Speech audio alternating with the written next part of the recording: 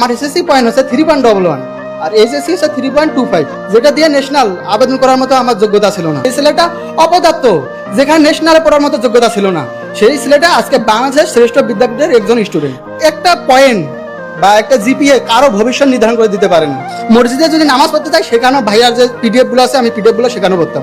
এখানে ইফতার করি, ইফতারের সামনেও আমি আমার পিডিএফ বা বই একাডেমিক যেগুলো পড়ার লাগে পড়তাম আর ইফতার করতাম। আল্লাহর কাছে সেখানে চোখের পানি ফেলে না দোয়া করি, আল্লাহ এত কষ্ট করতেছি, দিন শেষে কি সফলতার হাসিটা পাবো? আসসালামু আলাইকুম, আমি আনিস ইসলাম, বাংলা বিভাগ, বরিশাল বিশ্ববিদ্যালয়। আমি শুরু করি আমার এসএসসি পয়েন্টে দিয়ে বলি। আমার এসএসসি পয়েন্ট হচ্ছে 3.11 আর এইচএসসি হচ্ছে 3.25, যেটা দিয়ে ন্যাশনাল আবেদন করার মতো আমার যোগ্যতা ছিল না। আমি যোগ্যতায় সেটা করতে পারি নাই, আবেদন করতে পারি নাই। তখন বাসায় ভাইয়া বললো, যেহেতু তুই ন্যাশনালে পারলি না, তাহলে গুচ্ছে সেখানে নাকি 6.2টা মিলে তুই তাহলে গুচ্ছে একবার চেষ্টা করে দেখ।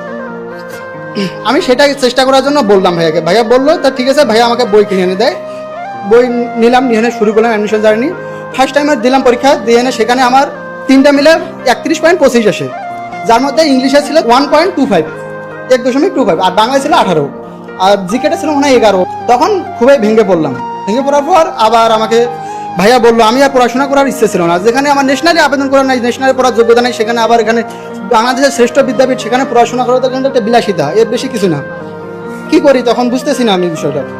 তখন ভাইয়া বললো, দেখ আবার চেষ্টা করে দেখ, পারলে পাইতে পারিস, আল্লাহ যদি ভাগ্যে রাখে, দেখ তুই পারবি। ভাইয়ার এই কথাটার উপর ভিত্তি রেখেছিলাম। ভাইয়া শুধু বলছে যে তুই পারবি, এই কথাটার উপর ভিত্তি করে আমি আবার দ্বিতীয় অ্যাডমিশন শুরু করলাম। আবার আই এডুকেশনে ভর্তি হলাম। ফার্স্ট টাইমে আই এডুকেশনে ছিলাম, আবার আই এডুকেশনে ভর্তি হলাম অনেক আশা নিয়ে। অ্যাডমিশন শুরু করলাম আমি 3 মাস আগে শুরু করেছিলাম। ভাইয়ারা যখন জিএসটি প্রথম কোর্সটা বাইর করে, তখনই আমি এনরোল করি। আমি অন্য কোনো ব্যাচে ছিলাম না, শুধু গুচ্ছ ব্যাচে ছিলাম। শুরু করলাম, শুরু করে না আমার অ্যাডমিশন শুরু করলাম। আমি শুধু রমজান মাসের আমার যে অ্যাডমিশন যে ছিল, আমার যে পড়াশোনার যে রুটিনটা ছিল, শুধু ওইটা শেয়ার করবো, আর করবো না বাকিটা। আমার এরকম ছিল, মানে রোজার মাসে নাকি সেখানে একটা হরফ বললে 70 নেকি পাওয়া যায়, সেখানে আমি সেটা করতাম না। আমি রুমে যদি মসজিদে যদি নামাজ পড়তে চাই, সেখানেও ভাইয়ার যে পিডিএফ গুলো আছে, আমি পিডিএফ গুলো সেখানেও পড়তাম। ইভেন আমি যখন রোজা এখানে ইফতার করি, ইফতারের সামনেও আমি আমার পিডিএফ বা বই একাডেমিক যেগুলো পড়ার লাগে পড়তাম আর ইফতার করতাম। আল্লাহর কাছে সেখানে চোখের পানি ফেলে না দোয়া করি, আল্লাহ এত কষ্ট করতেছি, দিন শেষে কি সফলতার হাসিটা পাবো? দুনিয়াদের উদ্দেশ্যে আমি একটা কথা বলবো, আমি অ্যাডমিশন জন্য আবার বলতেছি, একটা পয়েন্ট বা একটা জিপিএ কারো ভবিষ্যৎ নির্ধারণ করে দিতে পারে না। এটা আমার মনে করি, আমি আমার দিক থেকে এটা মনে করি। Hard work plus dedication, hard work plus dedication equal success.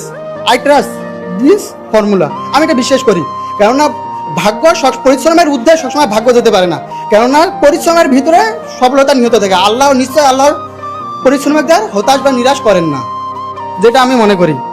আমার গুচ্ছে পজিশন আসে 2159। সেদিনের কথাটা একটু বলি। আমার পরিবার লোক এত পরিমাণ খুশি হয় যে ছেলেটা অপদার্থ, যেখানে ন্যাশনালে পড়ার মতো যোগ্যতা ছিল না, সেই ছেলেটা আজকে বাংলাদেশের শ্রেষ্ঠ বিদ্যাপীঠের একজন স্টুডেন্ট, যেটা আমার পরিবারের লোক এখনো গর্ববোধ করে, আমিও করি। ইনশাল্লাহ সামনের পরটুকু আবার এসে ভালো কিছু করার মতো প্রত্যাশা রাখি।